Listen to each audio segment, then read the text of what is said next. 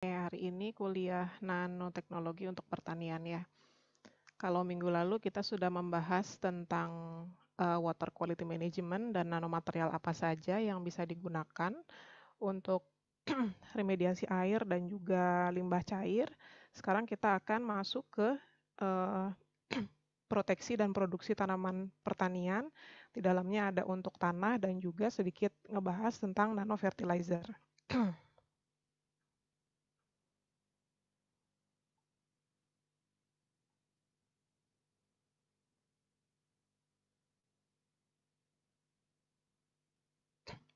Oke, jadi ini outline yang akan kita pelajari. Yang pertama itu adalah tentang kesuburan tanah dan juga untuk removal kontaminan dari senyawa yang biasa digunakan di bidang agrikultur. Dan juga topik yang kedua ini adalah tentang nanopartikel sebagai smart delivery agent. Untuk yang topik pertama tentang kesuburan tanah, kita akan ngebahas dua hal. Yang pertama adalah soil amendments, jadi material-material apa saja yang biasa digunakan untuk memelihara sifat fisik dari tanah, misalnya seperti nanoclay, kemudian nanomineral, ada metal dan metal oxide nanoparticles. Kemudian untuk soil remediants, jadi ini adalah material yang digunakan untuk meremediasi tanah yang tercemar. Misalnya untuk stabilisasi kontaminan, kemudian untuk treatment dengan menggunakan panas, ada juga untuk meningkatkan proses fitoremediasi dan juga untuk remediasi secara elektrokinetik. Kemudian untuk topik yang kedua, nanopartikel sebagai smart delivery agent, ini contohnya adalah nanofertilizer atau nanonutrients. Di sini kita akan mempelajari tentang nutrien yang makro dan mikro, itu apa saja, kemudian sifat dinamis dari nanofertilizer itu harus yang seperti apa, dan juga tentang nanoporos nanomaterial. Oke, kita masuk ke topik yang pertama, yaitu tentang nanomaterial untuk kesuburan tanah dan juga untuk removal kontaminan. Nah, ini di sini ada soil amendments. Jadi soil amendments itu adalah material-material yang digunakan untuk meningkatkan sifat fisik dari tanah. Sifat fisik tanah itu apa aja sih? Di antaranya ada kapasitas retensi air, kemudian ada ketersediaan nutrisi, kemudian struktur tanahnya itu sendiri, dan juga drainase untuk menghasilkan hasil pertanian yang lebih baik. Contoh dari material-material soil amendments itu ada fertilizer dan ada soil conditioner. Kalau fertilizer atau pupuk ini dia fungsinya adalah untuk menyediakan nutrisi yang cukup untuk pertumbuhan tanaman. Dan kalau yang soil conditioner ini dia adalah konsentrasi nutrisi yang minimum, tetapi yang ditambahkan itu fungsinya adalah untuk meningkatkan sifat dari tanahnya itu sendiri, baik sifat biologis, fisik, maupun kimia. Nah, penggunaan soil amendments yang terlalu banyak ini juga bisa bisa sifatnya adalah mubazir. Jadi nutrisi yang ditambahkan ke tanah itu malah terbuang secara percuma. Nah, oleh karena itu nanoteknologi di sini digunakan untuk meningkatkan efisiensi dari penggunaan nutrien yang ditambahkan. Nah, aplikasi dari nanoteknologi di sini itu diantaranya adalah nanomaterial untuk delivery dari senyawa agrochemical, kemudian sensor untuk memonitor tingkat tekanan pada tanaman dan juga kondisi tanah, dan juga untuk meningkatkan sifat dari tanamannya itu sendiri terhadap tekanan yang ada di lingkungan dan juga hama, misalnya penyakit tanaman. Nah, untuk topik kali ini kita akan membahas tentang nanopartikel yang sifatnya itu spesifik digunakan sebagai nanofertilizer ya, pupuk yang ukuran nano, baik sebagai carrier maupun sebagai fertilizer. Sebetulnya tidak hanya terbatas pada 3 hal tadi, nanoteknologi itu sendiri di bidang agrikultur ini banyak fungsinya. Nah, ini contohnya tadi udah disebutkan ya untuk monitoring kondisi tanah, kemudian lingkungan di perkebunan, kemudian untuk monitoring kehadiran senyawa-senyawa agrochemical dan juga status dari tanamannya itu sendiri seperti apa, apakah cukup nutrisi ataukah justru berlebihan juga akan menyebabkan toksik terhadap tanamannya itu sendiri. Kemudian ada deteksi dari kontaminan yang foodborne, jadi menular atau menyebar melalui hasil-hasil pertanian. Kemudian untuk preservasi dan juga untuk tracking, kemudian untuk targeted dan control delivery dari nano agrochemical. Jadi untuk penghantaran yang bisa terkontrol. Kemudian penggunaan yang efisien dari sumber daya alam, contohnya seperti air. Seperti yang di minggu lalu ya, kita sudah bahas bahwa penggunaan air itu banyak sekali di bidang pertanian, tetapi sebagai balasannya justru malah mencemari badan airnya itu sendiri. Kemudian dari nano agrochemical dan juga untuk nutrisi melalui proses yang dinamakan dengan precision farming. Kemudian ada juga untuk kontrol delivery dari hormon-hormon pertumbuhan di tanah dan juga untuk rekayasa genetik dari tanaman. Kemudian sebagai warning, jadi sebagai perhatian juga bahwa ini tanaman ini dia bisa merespon terhadap berbagai macam kondisi tertentu tergantung pada lingkungannya. Kemudian untuk menentukan adanya logam berat, kemudian antibiotik, obat-obatan, dan residu lainnya. Dan yang terakhir adalah untuk proses remediasi. Oke, ini adalah contoh-contoh nanomaterial yang digunakan untuk soil amendments. Tadi sudah disebutkan ada nanoclays, kemudian ada juga yang nanoporos, kemudian ada yang berbasis karbon seperti karbon nanopartikel ini. Kemudian ada yang dari metal dan metal oxide. Di sini ada magnetite, kemudian ada hidroksiapatite juga. Ada juga yang dari silika. Kemudian ini metal, ini juga metal oxide. Ini yang dari organik gitu ya. Nah, kesemuanya ini memiliki fungsinya masing-masing. Ada yang fungsinya untuk meningkatkan retensi air. Ada juga yang fungsinya sebagai untuk supply dari nitrogen dan fosfor, tapi dia sifatnya adalah slow release. Jadi dia bisa dikeluarkan dari materialnya secara perlahan-lahan, nggak langsung terlarut dalam air gitu. Kemudian ada juga yang fungsinya adalah untuk hormon pertumbuhan, kemudian apalagi ya, nutrisi, kemudian ya ini ya, uptake dari fosfor, nitrogen, dan lain sebagainya. Oke, sekarang kita masuk ke material yang pertama untuk soil amendments, yaitu nanoclay. Jadi clay kalau dalam bahasa Indonesianya itu adalah lempung, itu adalah bagian dari tanah ya. Ia memiliki karakteristik sebagai berikut. Dia itu terdiri dari mineral filosilikat dengan kapasitas retensi air yang bervariasi. Jadi kalau kalian pernah lihat, pasti pernah ya, jenis tanah yang seperti ini, dia kalau diinjak itu pasti akan sangat licin. Nah, itu adalah terdiri dari tanah yang lempung. Kemudian sifat lain itu adanya luas permukaan yang tinggi, kemudian muatannya itu negatif, sehingga dia mampu membantu proses penyerapan nutrisi oleh tanaman dan juga dia berfungsi sebagai pH buffer untuk tanah. Kemudian lempung juga dia bisa kehilangan sifat plastisitasnya dan menjadi rapuh ya ketika water contentnya itu dia berkurang. Nah, kalau dilihat di sini secara struktural dia terdiri dari mineral silikat. Di sini ada silikat dan aluminium, kemudian ada juga bagian yang dia bisa mengikat air, sehingga ini yang menyebabkan dia sifatnya adalah clayish ya, seperti lempung, seperti licin gitu. Kemudian dia juga terdiri dari lapisan-lapisan oktahedral di sini, dan di sini dia menyediakan rongga yang fungsinya adalah untuk ion exchange dari polutan yang ada di tanah. Jadi nanoclay itu dia biasanya terbuat dari grup smectite. Jadi ini adalah mineral yang biasanya terdiri dari mineral montmorillonite. Kemudian fungsi dari nanoclay itu sendiri itu untuk polimer nanokomposit yang sudah banyak digunakan di cat, kemudian di kosmetik seperti ini ya. Ini adalah contohnya dengan menggunakan clay. Ini biasa digunakan untuk campuran bedak ataupun lipstick gitu. Kemudian untuk drug delivery, untuk water treatment, kemudian untuk nutrient carrier, untuk meningkatkan pertumbuhan tanaman dan juga untuk meningkatkan retensi air yang ada di tanah. Ini contoh clay yang biasa kita pakai dulu waktu anak-anak ya, semacam lempung gitu. Fungsinya untuk mainan dan juga bisa diberi berbagai macam warna. Ini juga terbuat dari clay. Kemudian material yang kedua ada nanomineral. Salah satu contoh dari nanomineral ini adalah zeolit. Zeolit itu kalau kita lihat di alam itu bentuknya seperti ini, seperti batu-batu biasa, yaitu pasti ada zeolitnya. Nah, zeolit ini adalah jenis dari aluminosilikat yang terhidrasi, artinya dia mengandung air ya.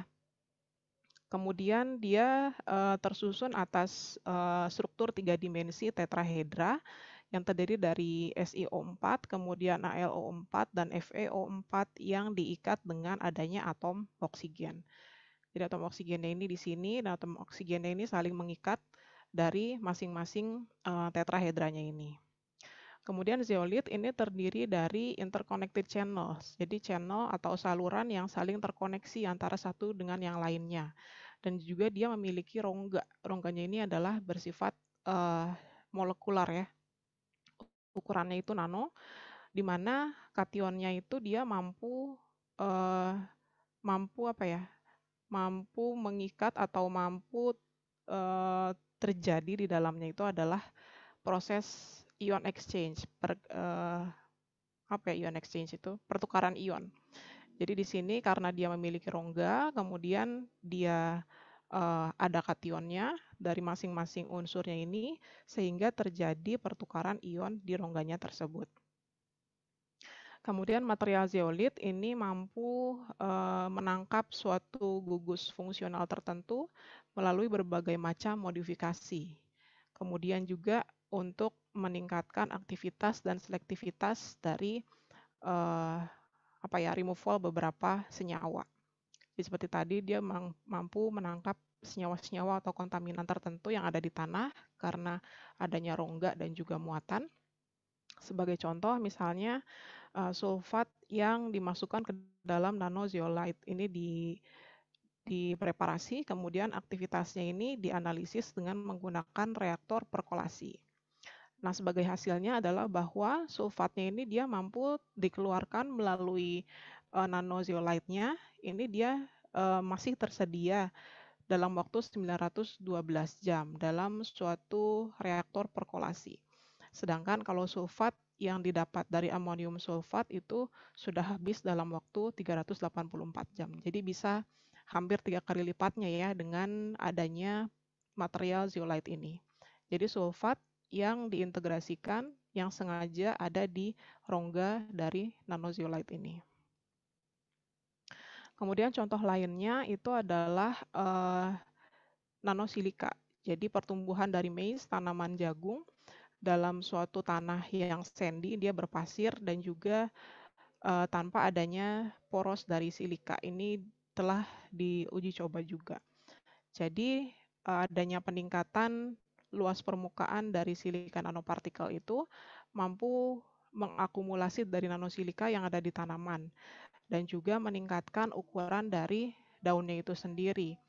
Sehingga kalau kita tahu meningkatkan ukuran daun, maka itu akan menyebabkan fotosintesis yang lebih tinggi karena luas permukaannya yang juga lebih besar. Nah, kemudian efek dari nanosilika di pertumbuhan tanaman juga diuji coba ke tanaman tomat ya dalam level salinitas yang berbeda.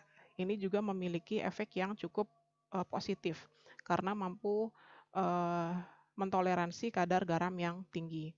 Jadi dengan menggunakan mesoporosilika sebagai carrier untuk urea, untuk slow release dari nitrogen ini dia bisa meningkatkan availabilitas ketersediaan dari nitrogennya jika dibandingkan dengan nitrogen dari urea langsung. Jadi ini fungsi dari nanosilikanya ya sebagai carrier-nya.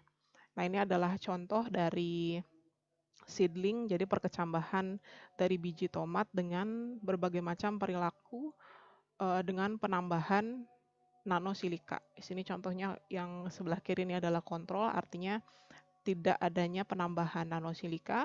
Kemudian semakin ke kanan itu adanya variasi berbagai macam jenis material nanosilika. Ada yang SiO2, ada yang SiO4, dan lain sebagainya. Masing-masing menunjukkan hasil pertumbuhan yang berbeda karena adanya slow release dari nitrogen di ureanya. Oke, sebentar ya di sini lagi azan, jadi saya mute dulu ya.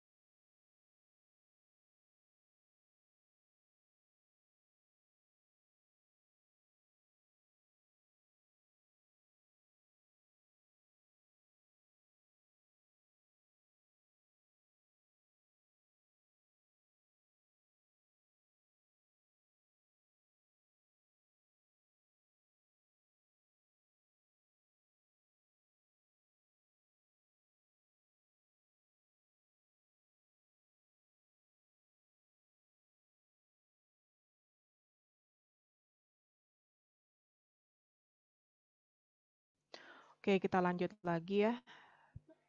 Jadi tadi itu adalah nanomineral dari nanosilika. Sekarang contohnya adalah nanohidroksiapatit. Jadi material nanohidroksiapatit ini dia mampu meningkatkan level dari klorofil dan vitamin C dan juga mampu menurunkan level dari malondialdehyde di tanaman pakcoy untuk tanaman yang ditumbuhkan di tanah yang terkontaminasi kadmium. Jadi hasilnya adalah bahwa level dari aktivitas enzimatik antioksidan di tanamannya itu bisa meningkat karena adanya penambahan nanohidroksiapatit dan juga hasilnya terkonfirmasi bahwa material ini mampu diaplikasikan untuk mereduksi uptake dari kadmium dan juga tanamannya mampu resisten terhadap kadmium.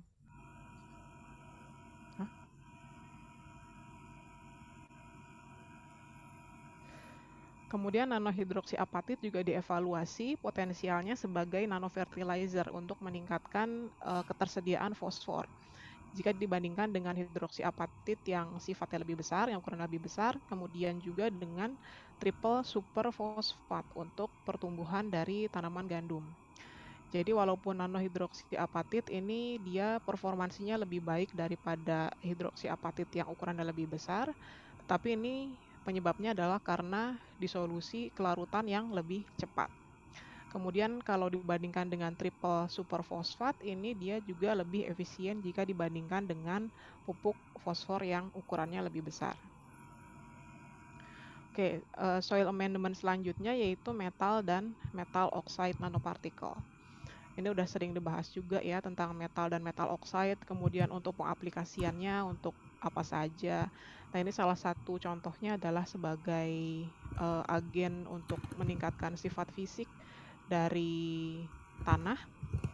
Nah, di sini contoh dari metal dan metal oxide nanoparticle itu adalah zinc, kemudian iron, titanium, dan jenis oksidanya yang mampu meningkatkan pertumbuhan dari tanaman.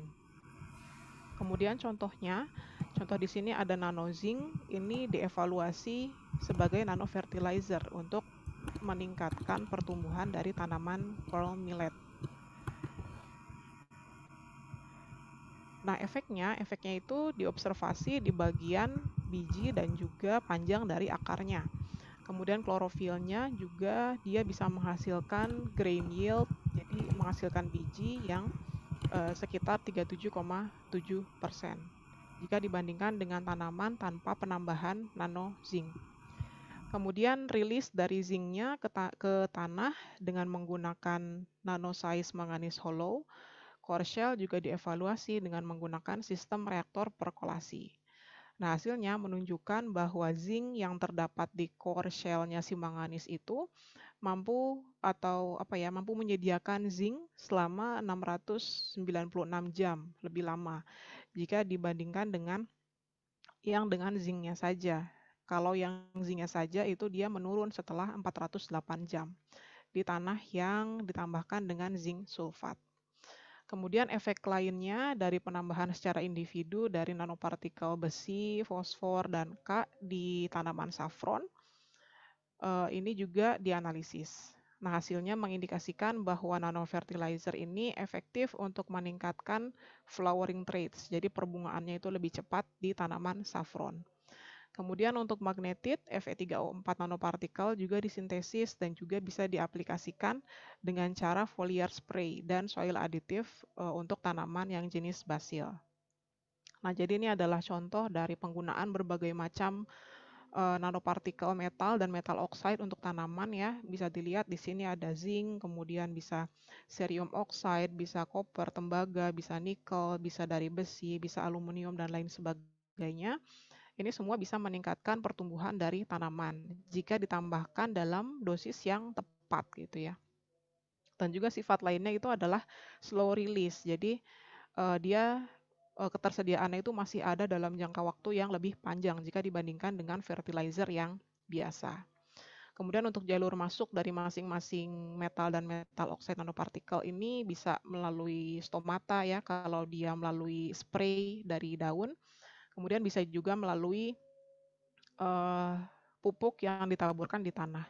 Kalau yang ditaburkan di tanah berarti dia akan masuk melalui ujung-ujung rambut akarnya. Kalau yang dari daun berarti dia masuk melalui stomata daun.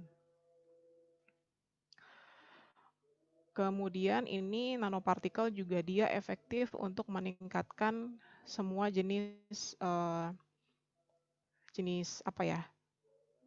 komposisi yang ada di tanaman. Misalnya untuk komposisi dari klorofilnya, kemudian karbohidratnya, dan juga oil content yang ada di biji ataupun di akar dengan cara foliar spray ataupun soil additive method. Jadi kalau kita lihat di gambar yang ini adalah contoh masuknya nanopartikel ke tanaman. Jadi ada dua jalur, ada yang melalui foliar, yaitu dia melalui jalur daun dengan cara disemprot, kemudian ada juga yang melalui tanah, jadi ditaburkan dalam bentuk pupuk ke tanah. Ini salah satu contohnya itu melalui irigasi. Kemudian efeknya itu kemana aja sih? Dia bisa meningkatkan pertumbuhan tanaman, kemudian untuk pigmentasi dari tanamannya itu sendiri, di daun ataupun di buah gitu ya. Kemudian dia bisa tahan terhadap tekanan dari luar, dari lingkungan, misalnya oxidative stress. Kemudian bisa memperbaiki hormon yang ada di tanaman itu sendiri. Kemudian bisa meningkatkan aktivitas fotosintesis. Ada juga untuk mempercepat germinasi dari biji dan juga untuk memperpanjang akar.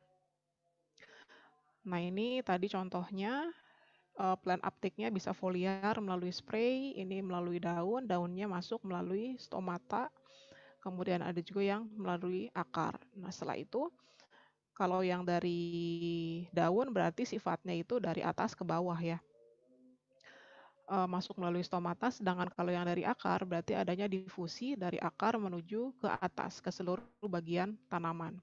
Dan itu masuknya, kalau yang dari akar dia nanti akan masuk ke jalur xilem dan phloem. Bisa kalian lihat di sini. Nanti kita akan lihat salah satu contohnya. Oke, kemudian ada soil remedians. Jadi ini adalah bahan-bahan yang biasa digunakan untuk meremediasi tanah yang terkontaminasi.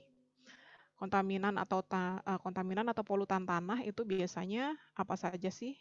Biasanya itu terdiri dari kontaminan petroleum hidrokarbon, jadi dari tumpahan minyak bumi. Kemudian ada juga yang berasal dari pelarut yang mengandung klor, kemudian polutan organik, kemudian ada juga pestisida, kemudian senyawa anorganik, dan ada logam berat dan konstituen dari radioaktif.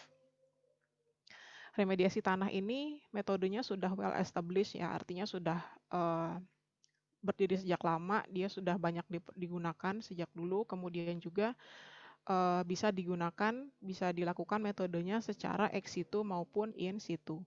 Ex situ artinya tidak secara langsung, artinya tanah yang terkontaminasi ini akan diambil dan diremediasi di luar tanahnya ini. Tapi kalau in situ kita bisa melakukan remediasi di tanah yang tercemar secara langsung. Jadi di sini.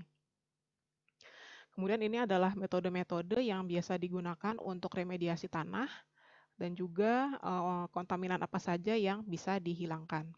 Di sini contohnya ada metode fisika dan kimia seperti soil vapor, kemudian ada stabilisasi, ada oksidasi dan reduksi kimia, kemudian ada soil washing, ada pemisahan secara elektrokinetik, kemudian kalau yang untuk treatment biologis itu ada bioremediasi, kemudian ada bioventing, ada fitoremediasi, dan juga ada thermal treatment.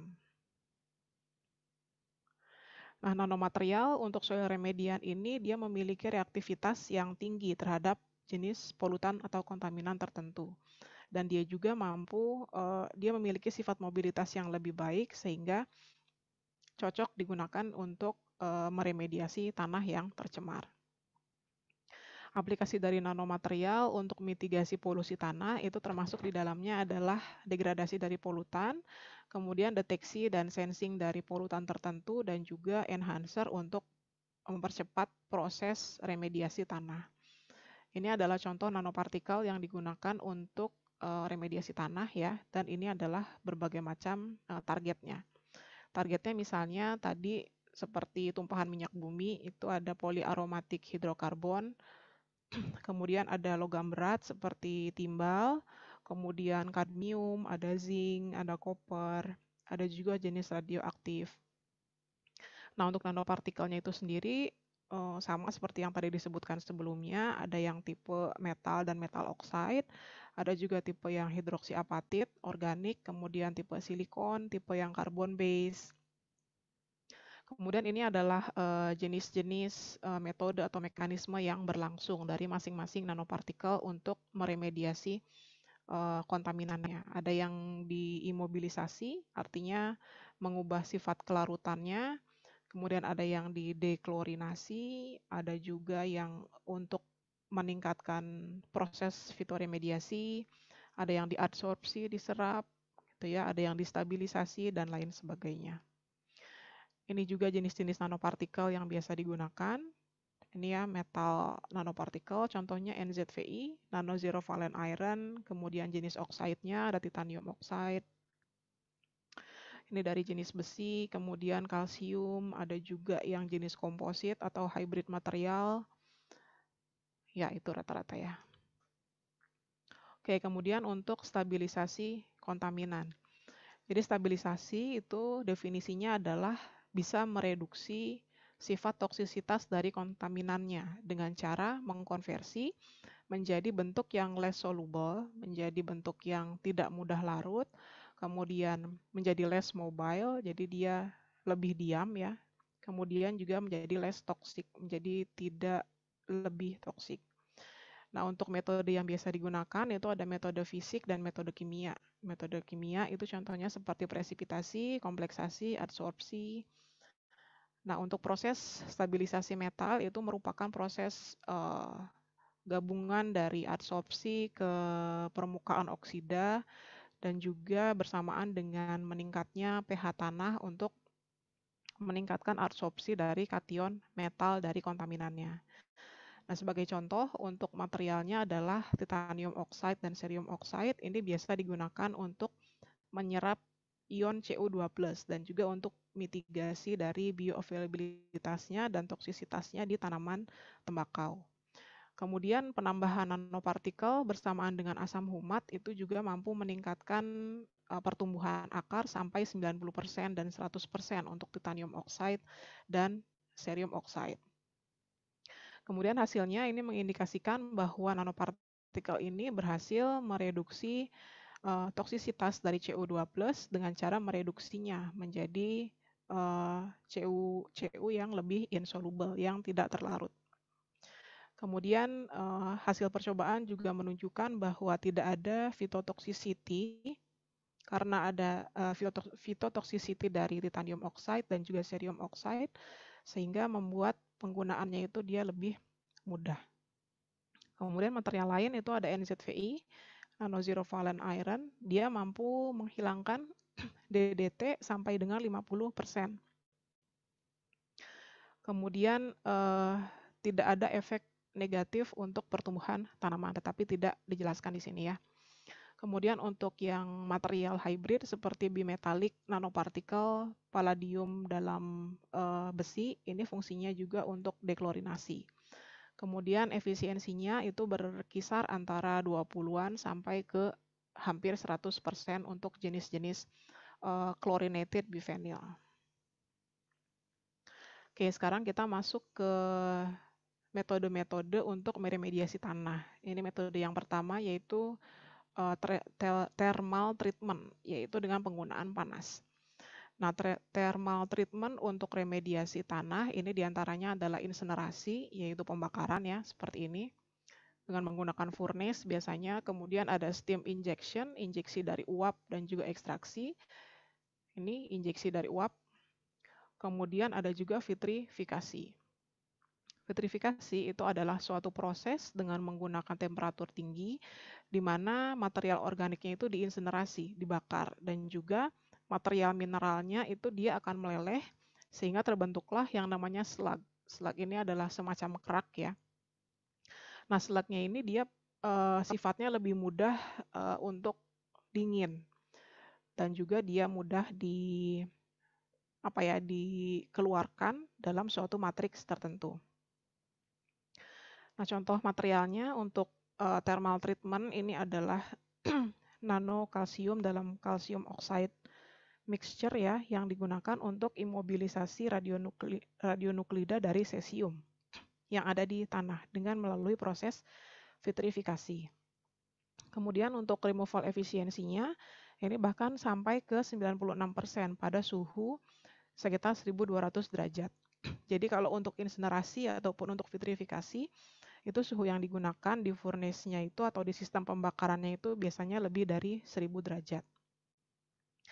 Kemudian hasilnya juga menunjukkan bahwa sejumlah cesium itu mampu diikat dalam suatu agregat yang baru, sehingga dan juga diproduksi selama proses thermal treatment dengan menggunakan nano kalsium atau kalsium oxide. Kemudian metode yang kedua yaitu untuk meningkatkan proses fitoremediasi. Jadi fitoremediasi itu adalah suatu proses remediasi tanah dengan menggunakan tanaman ya. Nah, proses ini sifatnya low cost, jadi biaya yang digunakan itu cenderung rendah, kemudian juga efektif secara in situ, artinya tanamannya bisa ditumbuhkan di tanah yang terkontaminasi secara langsung. Jadi kita nggak perlu ngambil tanahnya kemudian di treatment di luar, nggak gitu ya. Jadi dia bisa digunakan secara in situ. Kemudian proses yang terlibat dalam fitoremediasi itu antara lain ada uptake, kemudian ada containment, dan juga ada degradasi dari kontaminannya oleh tanaman itu sendiri. Nah, ini ada beberapa contoh nanomaterial yang digunakan untuk fitoremediasi. Salah satunya ada nanosilikon. Nanosilikon ini pernah digunakan untuk remediasi timbal yang ada di tanah. Kemudian di-uptake, diambil, dan diakumulasikan dalam berbagai macam jenis varietas padi-padian ya. Kemudian hasilnya menunjukkan bahwa biomasanya itu mampu meningkat sampai dengan 3-11% lebih tinggi, dan juga untuk timbalnya itu dia ada di bagian akar dan juga grains biji-bijiannya itu mampu direduksi sekitar 27-54% dan juga sekitar 20-40%. Itu tergantung pada seberapa banyak nanosilikon yang ditambahkan ke tanah yang terkontaminasi timbal. Kemudian hasilnya juga mengindikasikan bahwa nanosilikon ini dia efektif untuk mencegah transfer dari timbal dari akar ke bagian atas dari tanamannya dengan cara melakukan kompleksasi dengan timbalnya itu sendiri. Jadi silikon dia akan mengalami kompleksasi dengan timbal, sehingga timbalnya itu tidak akan tertransport ke bagian atas tanaman, terutama ke bagian biji-bijian. Nah, kemudian juga untuk electronic waste yang mengandung timbal dan polychlorobiphenyl ini juga pernah dilakukan remediasi dengan cara fitoekstraksi dengan menggunakan jenis tanaman Impatiens balsamina. Ini adalah jenis tanaman hias ya, dengan penambahan berbagai macam jenis NZVI. Kemudian juga ditambahkan activated carbon dan supported zero valent iron. Kemudian untuk yang tipe free dan vermiculite supported NZVI ini dia mampu meningkatkan akumulasi dari timbal yang ada di tanaman, dan juga untuk yang activated carbon dia mampu mensupport si NZVI sehingga dia mampu menurunkan ketersediaan dari PB sehingga PB-nya tidak bisa ditransport ke tanaman. Nah, ini gambarannya. Jadi jenis tanaman padi-padian itu biasanya mampu menyerap timbal yang ada di tanah. Efeknya itu tentu dia akan terdeteksi di biji-bijiannya, kemudian dari yield-nya itu sendiri dia akan menurun, kemudian adanya pigmentasinya menurun, germinasinya menjadi jelek, kemudian dia sulit untuk menyerap air, kemudian biomasa dari tanaman itu sendiri akan menurun, dan fotosintesisnya tentu akan menurun juga. Nah, dengan adanya penambahan dari nanosilika tadi, nanosilikanya itu dia mampu mengikat timbal yang ada di tanah, bereaksi dengan timbal, dan akibatnya tanamannya itu akan tetap bagus secara yield-nya gitu ya. Nah, kemudian bentuk remediasi lain itu dengan menggunakan tanaman hias. Kenapa dengan menggunakan tanaman hias? Karena tanaman hias ini dia exposure ke manusia itu kan lebih sulit ya. Artinya dia bukan tanaman yang untuk dimakan, bukan juga bahan pangan. Sehingga dia banyak digunakan untuk proses fitoremediasi. Oke, selanjutnya adalah metode elektrokinetik. Jadi sesuai namanya, elektrokinetik remediasi ini adalah teknologi remediasi tanah yang melibatkan aplikasi dari arus listrik dalam intensitas yang rendah. Kemudian jenis arusnya itu arus yang DC yang dialiri ke tanah, kemudian fungsinya untuk memisahkan dan mengekstrak kontaminan dari soil. Kemudian untuk prosesnya itu sendiri adalah di mana arusnya itu akan dialirkan melalui kedua elektroda. Jadi ini elektrodanya ya, seperti biasa ada elektroda anoda dan katoda, itu ditancapkan ke tanah yang terkontaminasi. Di sini misalnya tanah yang terkontaminasinya. Kemudian selama prosesnya, untuk spesies kimia yang muatannya positif, itu akan bergerak menuju ke katoda yang muatannya negatif. Yang muatannya positif itu contohnya seperti logam-logam, kemudian ion amonia, kemudian organic compound. Itu ya, itu dia akan bergerak menuju ke katoda dan spesies kimia yang muatannya negatif itu akan bergerak ke anoda, ke kutub yang positif. Contoh polutan yang bermuatan negatif itu seperti klorida, kemudian sianida, fluorida, nitrat, dan juga organik spesies lainnya. Kemudian selain itu juga ada penambahan zat aditif seperti surfaktan yang fungsinya adalah untuk mempercepat proses remediasi. Nah, sebagai contoh, ini adanya penambahan atau kombinasi dari NZVI dengan proses elektrokinetik, elektrodialisis untuk menghilangkan senyawa polychlorinated biphenyl yang ada di tanah. Kemudian untuk elektrokinetik remediasi ini juga mampu meningkatkan transport dari nanopartikel melalui matriks tanah dari anoda ke katoda. Nah, selama proses transportnya, hidrofobik TCE ini dia mampu berdifusi melalui NZVI yang ada di bagian larutan, bagian air. Kemudian dia akan membentuk suatu emulsi dan akhirnya terbentuklah proses deklorinasi. Jadi seperti ini ya.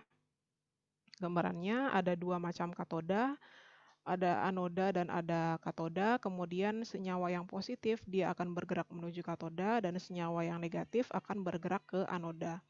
Ditambah dengan surfaktan dan juga nanomaterial. Tadi contohnya adalah NZVI. Nah, proses yang terjadi ini adalah proses elektroosmotik dan elektromigrasi. Jadi perbedaannya, elektroosmotik itu adalah transport air dari anoda ke katoda, sedangkan elektromigrasi itu adalah transport ion ke arah elektroda yang berlawanan. Oke, sampai di sini sebelum ke materi yang selanjutnya, apakah ada yang mau ditanyakan?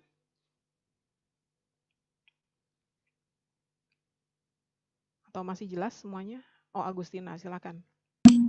Baik Bu, saya izin bertanya. Untuk yang apa tadi metal and metal oxide nanopartikel tadi kan ada zinc di korsel ya Bu. Nah terus dia kan ada kayak waktunya itu. Terus nanti setelah waktu itu yang zincnya itu apa kayak meluruh gitu lah Bu? Zinc oxide-nya? Yang di Yang korsel mana? tadi, yang iya ini Bu 696 horse itu. Kalau udah itu berarti nanti dia akan meluruh gitu ya Bu? Oh, oke, yang ini ya.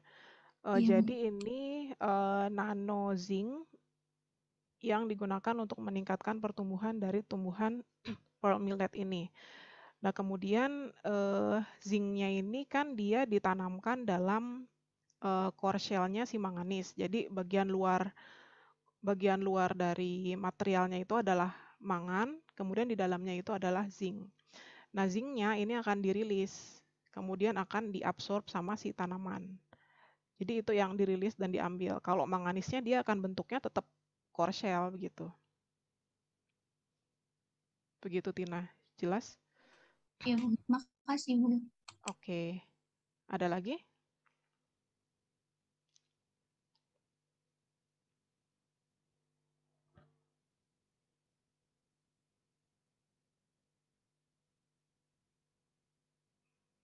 Nggak ada ya, sampai sini masih jelas ya untuk proses-prosesnya.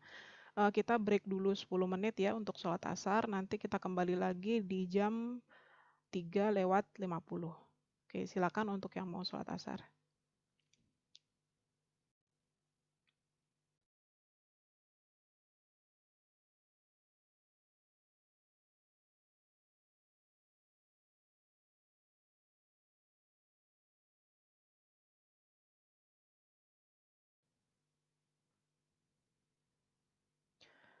Oke, kita lanjut lagi untuk topik yang kedua, yaitu nanopartikel sebagai smart delivery agent.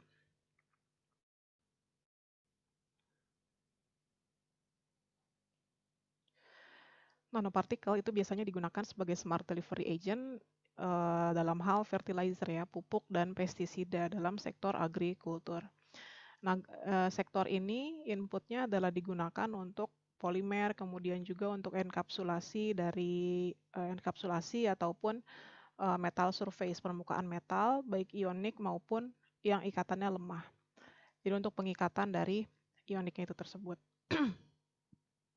Kemudian smart delivery agent ini dia fungsinya adalah untuk meningkatkan stabilitas dan untuk menurunkan jumlah dari produk yang diperlukan yang akan didistribusikan ke tanaman atau ke perkebunan. Sehingga kelebihan runoff dari senyawa kimianya itu bisa dikurangi dan juga bisa memaintain keseimbangan dari lingkungan. Kemudian untuk nanoformulasi yang ukurannya sekitar 100 sampai 250 nanometer ini banyak digunakan yang fungsinya adalah untuk meningkatkan stabilitas, kemudian juga kemampuannya untuk larut dalam air dan juga meningkatkan aktivitas dari material itu sendiri. Kemudian untuk yang emulsi yang ukurannya 200 sampai 400 nanometer itu biasanya digunakan untuk pestisida dan juga herbisida. Dengan cara mekanismenya adalah meningkatkan integrasi dari material tersebut ke medium untuk pendistribusiannya. Kemudian ada juga nanokapsul. Nanokapsul ini juga merupakan alat untuk delivery dari berbagai macam senyawa. Contohnya misalnya senyawa yang digunakan dalam agrikultur dan juga senyawa dalam industri farmasetikal. Nanokapsul ini dia adalah polimer organik ataupun misel yang berbasis nanostruktur. Jadi kalau kalian ingat, misel itu dia bentuknya bulat ya, tetapi permukaannya itu adalah seperti membran sel. Dia ada lipid bilayernya. Di mana salah satunya itu ada lipofilik, artinya suka dengan lemak, dan juga yang lainnya adalah ada sisi yang sifatnya polar. Kemudian dia mengandung berbagai macam komposisi aktif dalam shell-nya. Jadi di dalamnya itu dia membawa ya seperti carrier dan juga bisa merilis, dia bisa dikeluarkan sebagai bentuk respon dari perubahan fisiologis tertentu. Jadi ini adalah fungsi-fungsi dari nanoteknologi dalam bidang agrikultur. Ada untuk meningkatkan yield dari hasil pertaniannya, kemudian untuk meningkatkan kualitasnya, ada juga untuk protection-nya, kemudian precision farming tadi dibilangnya, kemudian ada untuk stress tolerance, dia toleransi terhadap berbagai macam tekanan di lingkungan, dan juga untuk meningkatkan kualitas tanah. Nah, tadi dibilangnya nanomaterial itu dia ada yang mekanismenya adalah absorpsi, kemudian ada juga yang attach, dia menempel, kemudian ada yang entrapment dalam suatu nanopartikel polimer, kemudian juga ada enkapsulasi di dalam suatu nanopartikulat. Nah, semuanya ini tergabung dalam suatu bentuk yang namanya adalah nanofertilizer formulasi nanofertilizer. Dia bisa meningkatkan hasil pertaniannya, kemudian nutritional value-nya juga lebih baik, kemudian untuk mencegah penyakit tanaman atau hama, kemudian untuk meningkatkan efisiensi dari pengambilan nutrisi, kemudian kontrol rilis, kemudian untuk menghasilkan tanah yang lebih baik dan juga mikroorganismenya yang terlibat di dalamnya, dan juga efek terhadap lingkungannya itu jauh lebih sedikit. Nah, semua bentuk nanofertilizer ini biasanya diaplikasikan dalam bentuk semprotan ke daun yang dinamakan dengan foliar, atau juga dalam bentuk aplikasi langsung ke tanah, ditaburkan ke tanah, atau juga melalui irigasi. Nah, contoh dari nanofertilizer formulation itu tadi ada nanoemulsi, kemudian ada bentuk micelle, ini ya, micelle, kemudian ada bentuk tadi nano enkapsulasi, ada nano gel, kemudian ada kompleks inklusi, ada solid lipid, ada dendrimer, dan lain sebagainya. Jadi dalam bentuk nanoformulasi, nanomaterial ini berfungsi untuk meningkatkan efisiensi nutrien oleh nanofertilizer karena dia memiliki luas permukaan yang lebih besar. Nah, nanofertilizer ini dia merupakan alat yang berpotensi yang bisa meningkatkan efisiensi dari kebutuhan terhadap pupuk yang ada di pertanian ya. Jadi tidak lagi dibuang secara percuma yang kemudian nanti akhirnya bisa mencemari dari badan air, tetapi di sini bisa meningkatkan efisiensi dengan cara penggunaan nanofertilizer. Kemudian nanofertilizer ada juga yang mengatakan bahwa nanofertilizer itu merupakan nanomaterial yang bisa menyuplai satu atau lebih nutrisi ke tanaman dan juga meningkatkan pertumbuhannya dan hasilnya, di mana bisa memfasilitasi untuk peningkatan performansi dari fertilizer yang sifatnya konvensional. Nah, untuk nanofertilizer itu sendiri, untuk yang primer itu dibedakan menjadi dua kategori ya, berdasarkan pada nutrisi yang dibutuhkan oleh tanaman. Kalau kalian ingat, nutrisi yang dibutuhkan oleh tanaman itu ada dua macam, ada makronutrien dan juga ada mikronutrien. Itu bukan berdasarkan pada ukuran ya, tetapi berdasarkan pada jumlah yang diperlukan oleh tanaman itu sendiri. Nah, di sini contohnya, contoh nutrisi yang dibutuhkan oleh tanaman. Di sini ada yang didapat dari udara maupun dari air, ada CHO. Kemudian ada makronutrien, ada yang sifatnya primer dan ada yang sifatnya sekunder. Yang sifatnya primer itu contohnya ada nitrogen, fosfor, potasium. Kemudian untuk yang sekunder itu contohnya ada sulfur, kalsium, magnesium. Dan kemudian untuk mikronutrien itu sendiri sifatnya adalah seperti berbagai macam jenis logam ataupun ion yang dibutuhkan dalam jumlah yang lebih sedikit. Nah, kita tahu bahwa nanofertilizer yang sifatnya adalah makronutrien, bahwa fertilizer yang sifatnya makronutrien artinya dibutuhkan dalam jumlah yang lebih banyak, itu dia bisa mengganggu keseimbangan dari ekosistem dan juga berefek terhadap kesehatan manusia. Oleh karena itu, dengan adanya konvensional makronutrien ini, dia menjadi dasar terhadap perkembangan dan inovasi dari fertilizer yang sifatnya nanofertilizer ini, sehingga bisa didapatkan suatu fertilizer yang bisa eco-friendly dan juga sustainable dalam jangka waktu yang cukup lama dan juga sesuai dengan kebutuhan. Nah, sekarang banyak peneliti juga bekerja dalam bidang pengembangan material-material yang ramah lingkungan dan juga bisa melindungi lingkungan itu sendiri. Dan dalam waktu yang bersamaan ini bisa meningkatkan hasil pertanian itu sendiri. Nah, sebagai contoh, misalnya untuk kalsium dan fosfor. Nanopartikel yang berbasis kalsium dan fosfor ini dalam bentuk hidroksiapatit. Tadi sudah disebutkan ada nanohidroksiapatit ya. Ini dia diaplikasikan di soybean, di kacang kedelai dalam suatu eksperimen. Dan kemudian hasilnya didapat bahwa sekitar 20-30% itu terdapat peningkatan dalam menghasilkan biji dan juga pertumbuhannya jika dibandingkan dengan pupuk CA dan P yang ukurannya lebih besar, yang konvensional. Kemudian untuk nanopartikel kalsium yang ukurannya 20-80 nano, ini didapat dalam bentuk kalsium karbonat. Kemudian diaplikasikan, diberikan ke tanaman dalam konsentrasi 160 ppm untuk tanaman kacang-kacangan. Nah, di sini diobservasi bahwa seedling growth-nya, pertumbuhan dari bijinya itu dia meningkat secara signifikan, sekitar 15% jika diukur dengan biomasa keringnya dan dibandingkan dengan kontrol tanpa adanya penambahan CANP ini. Kemudian ada lagi penambahan nanopartikel magnesium dan besi yang digunakan untuk tanaman black eye pea. Ini disemprotkan melalui daun, Dan efeknya itu adalah adanya peningkatan sekitar 7% terhadap berat dari biji, dari black eye pea-nya ini, jika dibandingkan dengan pupuk Mg dan Fe. Kemudian ada juga nanopartikel Fe dan Mn, ini dia mampu meningkatkan efisiensi fotosintetik dari tanaman. Jadi ini ya hasil-hasil positif yang didapat jika suatu unsur ataupun mikronutrien dan makronutrien itu ditambahkan dalam ukuran nano. Ternyata bisa meningkatkan baik untuk pertumbuhannya ataupun untuk pertumbuhan maupun untuk kapasitas dari fotosintesisnya itu sendiri. Nah, kemudian kita masuk ke mikronutrien. Jadi nutrien-nutrien yang dibutuhkan dalam jumlah yang kecil. Jadi sesuai namanya, mikronutrien itu adalah trace element, di mana diperlukan oleh tanaman dalam jumlah yang sangat kecil, tergantung pada aktivitas metabolismenya. Contohnya itu adalah elemen-elemen yang bersifat logam, seperti besi, kemudian magnesium tapi ini Mn ya.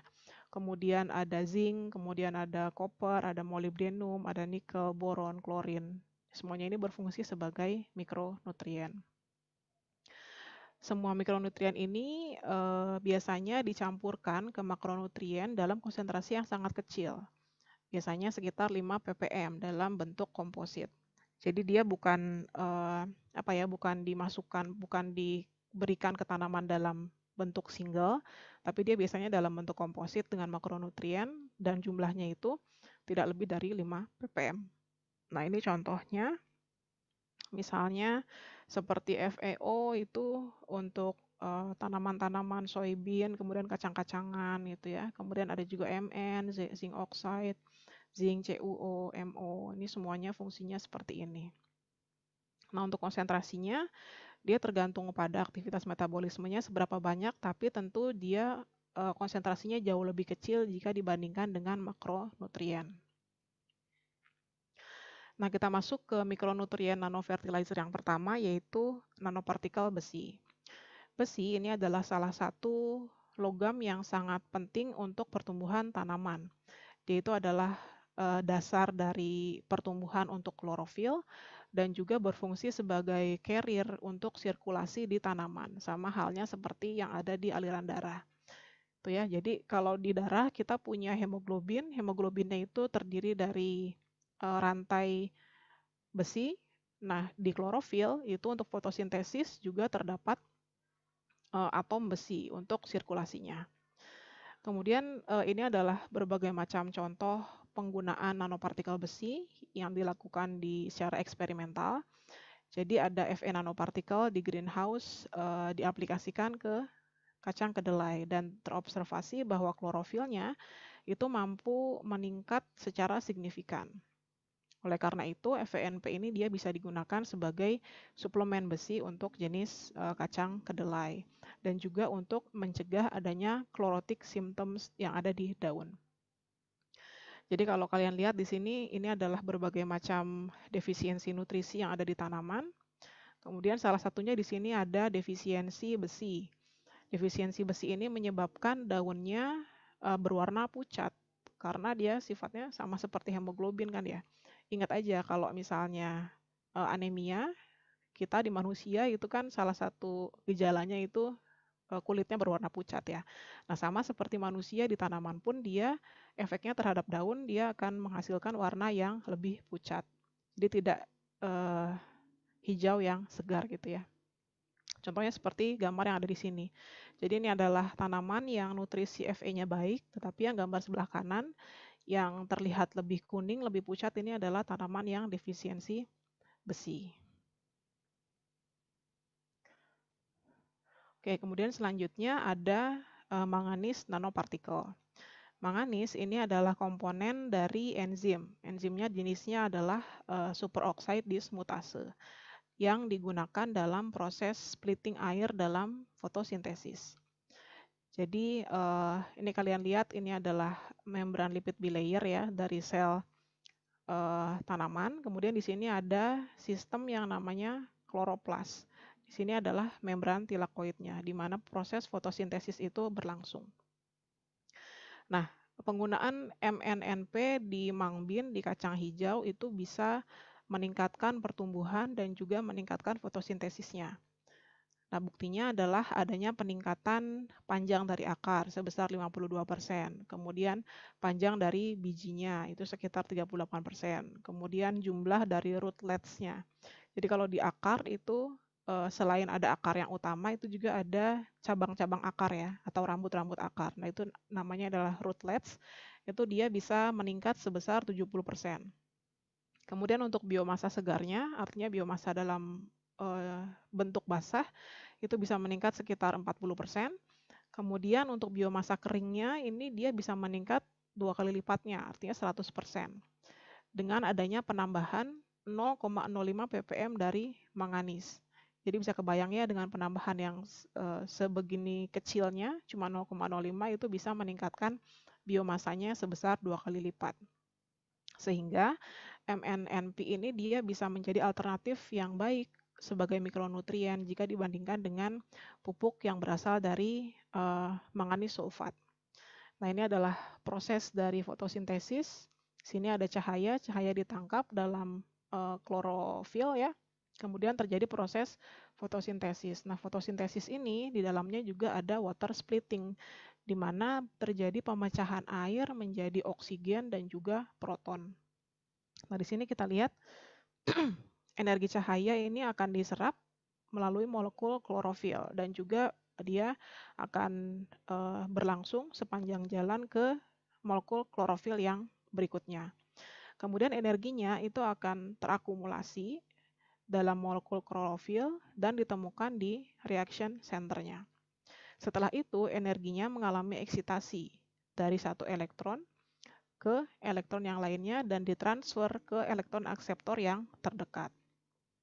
Kemudian satu molekul air itu akan terpecah sehingga menghasilkan satu elektron dan juga diperlukan untuk mereplace, menggantikan satu elektron yang terdonasikan. Sehingga terbentuklah oksigen dan hidrogen dari proses splitting air ini. Dan proses ini itu dibantu dengan adanya mikronutrien yang berupa manganis. Kemudian selanjutnya mikronutrien dari zinc nanopartikel. Nah, zinc ini fungsinya adalah sebagai komponen yang penting juga di berbagai enzim. Enzimnya adalah di RNA polimerase, kemudian ada alkohol dehidrogenase, ada karbonik anhidrase, superoksida dismutase, dan juga dia adalah elemen yang penting untuk biosintesis klorofil yang ada di tanaman. Nah, ini contoh eksperimennya yaitu dengan penambahan sebanyak 20 ppm zinc oxide nanopartikel ke jenis biji-bijian, chickpea. Di sini tampak seperti kacang hijau ya. Hasilnya itu adalah penambahan zinc oxide nanopartikel ini mampu meningkatkan akar sebesar 42% dan 40% di biomasa dari shoot length-nya, jadi bagian dari bijinya itu, jika dibandingkan dengan kontrol. Kemudian 1 ppm konsentrasi dari akarnya juga mampu meningkatkan sekitar 53% dan shoot length-nya sampai dengan 6%. Kemudian untuk tanaman lain, contohnya seperti di timun gitu ya, ini juga diobservasi, tetapi di sini juga diobservasi sifat toksisitasnya dan inhibitory effect dari zinc oxide. Itu ternyata toksiknya itu berada pada kisaran 400 sampai 2000 ppm.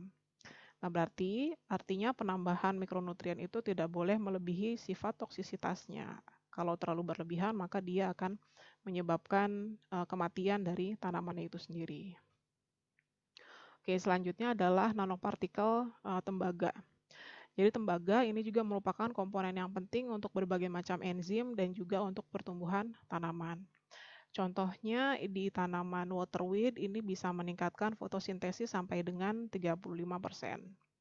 Kemudian ada lagi untuk di tanaman jenis kubis, itu seedling growth-nya bisa meningkat sampai 40% pada konsentrasi 130 mg.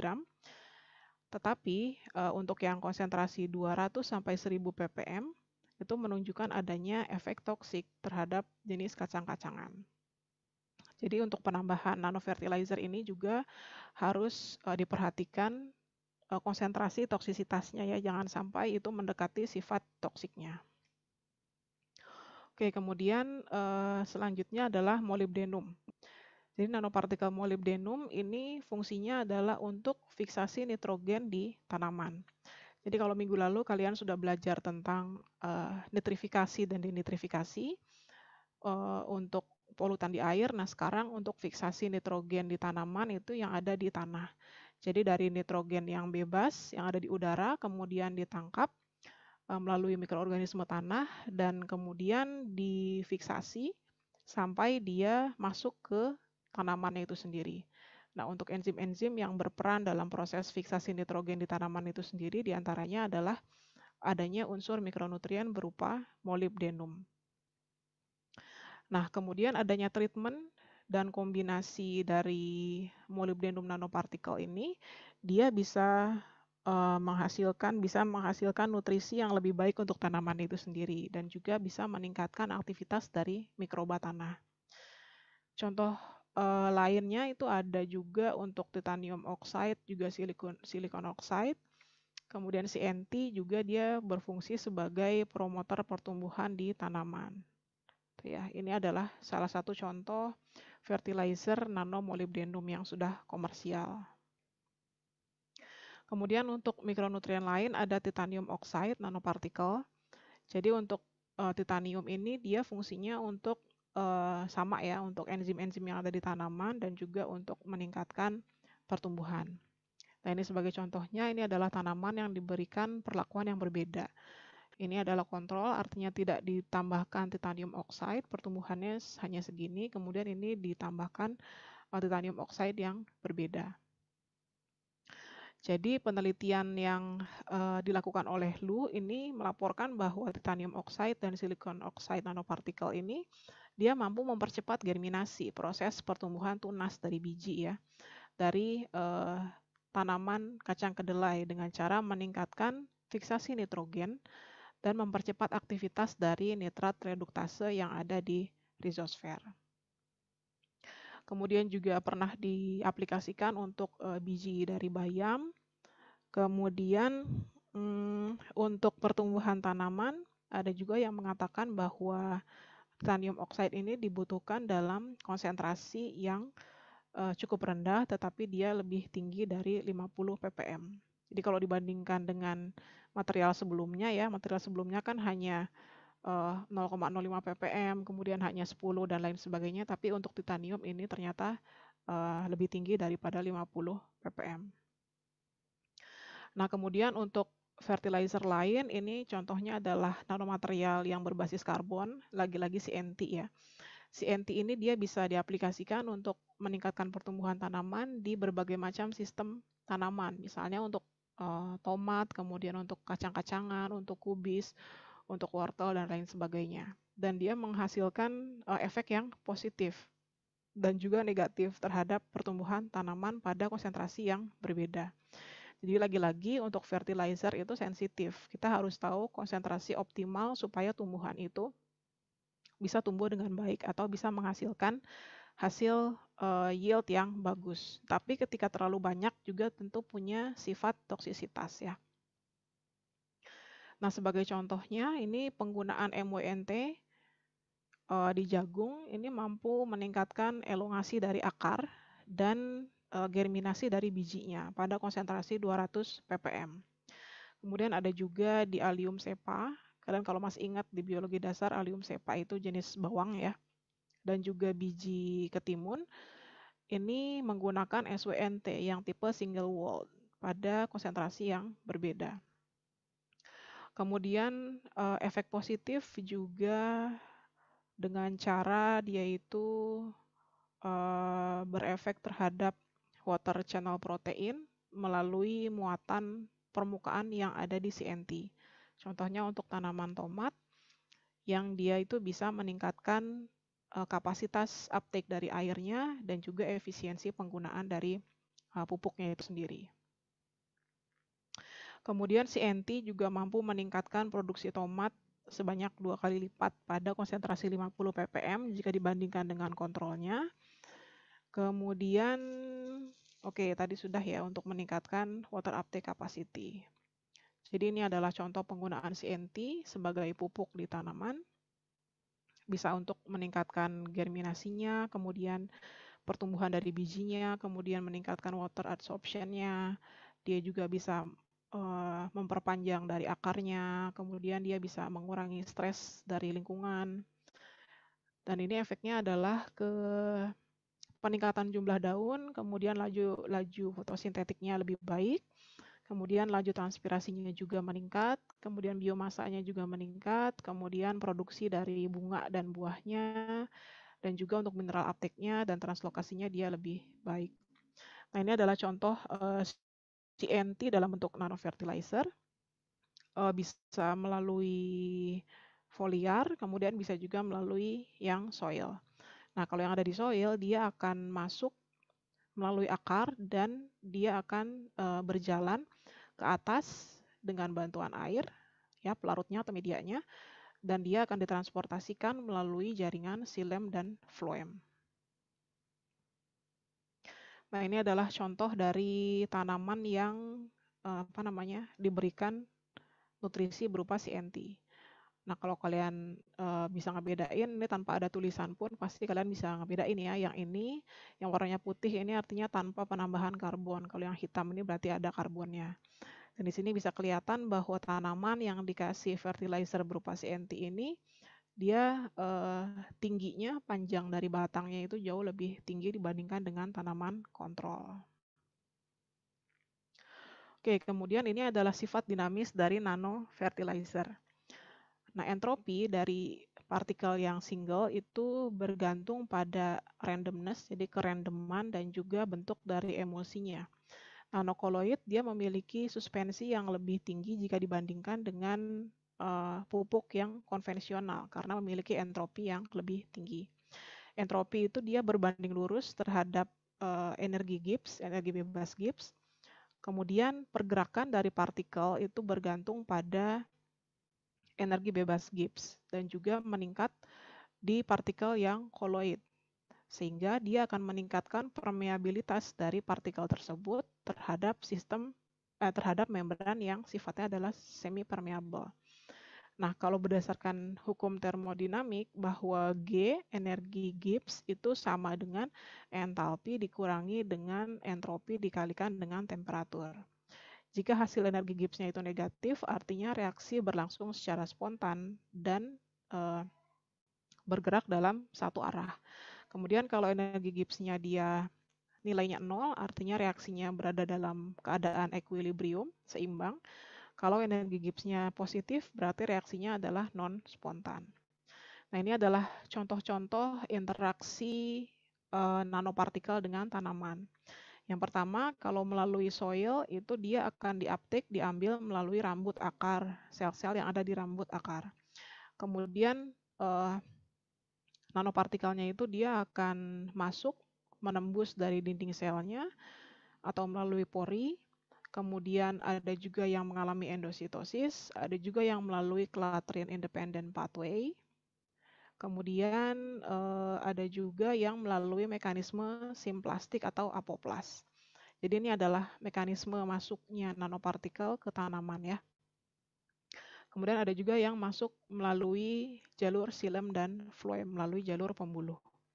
Jadi sama seperti kuliah minggu lalu bahwa proses masuknya nanopartikel ke dalam sel itu intinya adalah melalui endositosis, kemudian ada juga melalui carrier protein, melalui membran channel, melalui aquaporin, endositosis, dan ion channel ataupun pori-pori dari selnya itu sendiri. Kemudian ada juga nanoporos material. Jadi nanoporos material itu adalah material dengan ukuran tertentu ya, ada klasifikasinya. Dia itu mampu berfungsi sebagai carrier dari nanopartikel karena memiliki sifat ukuran pori yang seragam, kemudian pore channelnya itu simetris gitu ya. Kemudian luas permukaannya tinggi dan dia memiliki sifat permeabilitas liquid. Kalau berdasarkan pada ukuran pori, ini dibedakan menjadi 3. Ada makro, ada meso, ada mikro. Nanti kita lihat. Kalau yang makro itu adanya di daerah yang kuning ini, materialnya itu berukuran 50 sampai ke 1000 nanometer. Kemudian untuk yang meso itu berada di antara 2 sampai 50 nano. Kemudian untuk yang mikro itu 0,2 sampai 2 nanometer. Nah, nanoporos ini biasanya diaplikasikan untuk deteksi patogen, kemudian deteksi dari toksin, katalis, kemudian kontrol rilis material untuk pestisida dan juga untuk delivery dari fertilizer. Selain itu juga bisa untuk delivery dari komponen bioaktif tergantung dari jumlah yang dibutuhkan oleh tanaman. Oke, kemudian ada juga yang nanoporos terfungsionalisasi, artinya ada penambahan senyawa tertentu. Nah, ini fungsinya adalah untuk tuning dari release rate dari nutriennya, sehingga kita bisa mereduksi jumlah fertilizer yang dibutuhkan dan juga kita bisa meningkatkan efisiensi dari fertilizernya. Kemudian faktor-faktor yang mempengaruhi release rate dari suatu material itu adalah bentuk materialnya yang nanoporos, kemudian ukuran porinya, kemudian ketebalan dari dindingnya, dan juga strukturnya. Gitu. Kemudian untuk release rate dari nanoporos material itu bergantung juga pada faktor-faktor eksternal. Misalnya kekuatan ion, pH, kemudian konsentrasi garam yang ada di mediumnya. Oke, sampai di sini untuk materi hari ini tentang nanofertilizer dan juga apa tadi ya, remediasi tanah. Ada yang mau ditanyakan?